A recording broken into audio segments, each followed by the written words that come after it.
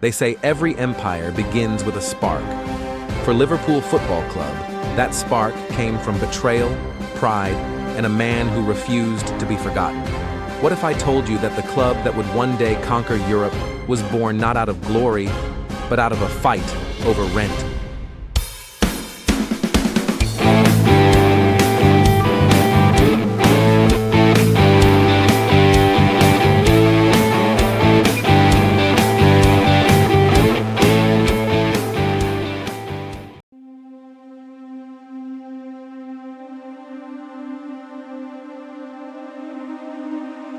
The story begins in the heart of 19th century Liverpool, a city alive with the rhythm of steam engines and ship horns. The docks stretched for miles, a steel backbone for the British Empire. The air smelled of salt, smoke, and ambition. In this booming port city, football wasn't just a game, it was escape, pride, and identity. By the 1880s, one club ruled the local scene: Everton Football Club. They were the pride of the city, drawing thousands of workers and sailors to their matches every weekend.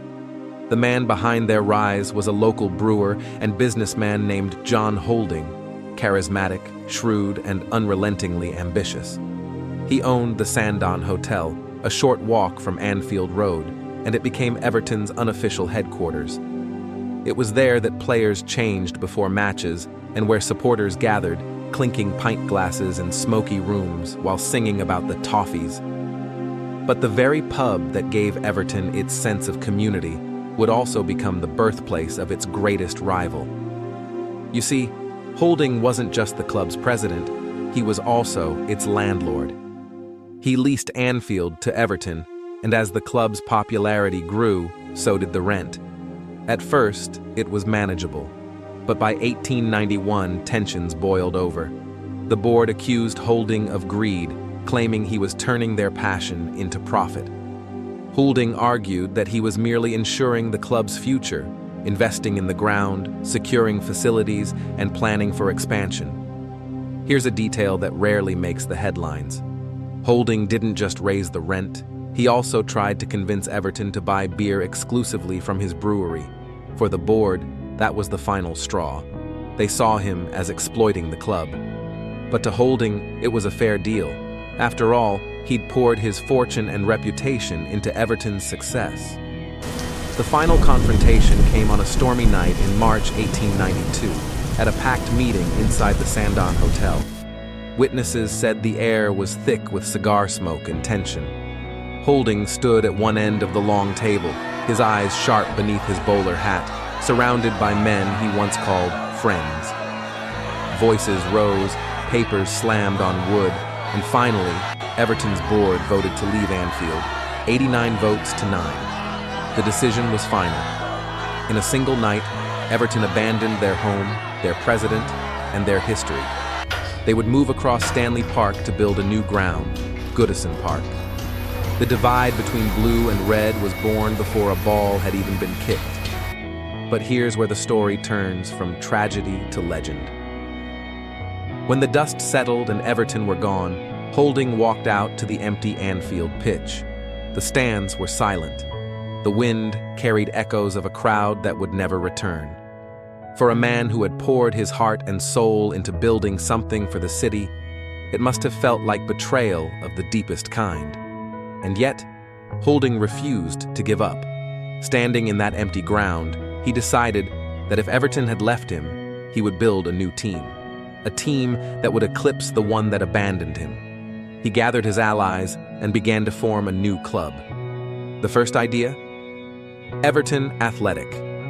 But the Football Association swiftly rejected the name. It was too similar to the old club. So, with a stubborn smile, Houlding made a simple change that would echo for generations: Liverpool Football Club.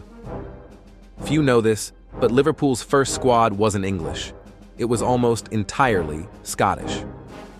Houlding and manager John McKenna, who was also from north of the border, recruited a group of players nicknamed the Macs. Men like Andrew Hanna, Duncan McLean, and Malcolm McVean were hardened by Glasgow's rough pitches and factory life. These were working-class warriors, disciplined, fearless, and hungry to prove themselves. Liverpool's first match came on September 1st, 1892, against Rotherham Town. The crowd was modest, the wooden stands creaking as locals gathered, unsure of what to expect. But when McVean scored the club's first ever goal, history was made. They won 7-1. The birth of a dynasty had begun, not with fireworks, but with grit and determination. That season, Liverpool won the Lancashire League without losing a single game.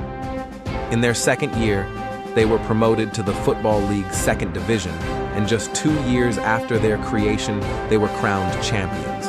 Not bad for a club that started with an empty ground and a broken heart. But the emotion of those early years wasn't just about football, it was about identity. Liverpool, the city, was fiercely proud and stubbornly working class. The new club reflected that spirit perfectly. Houlding's Liverpool became the team of the docks, the warehouses, and the men who built ships and loaded cargo under gray skies.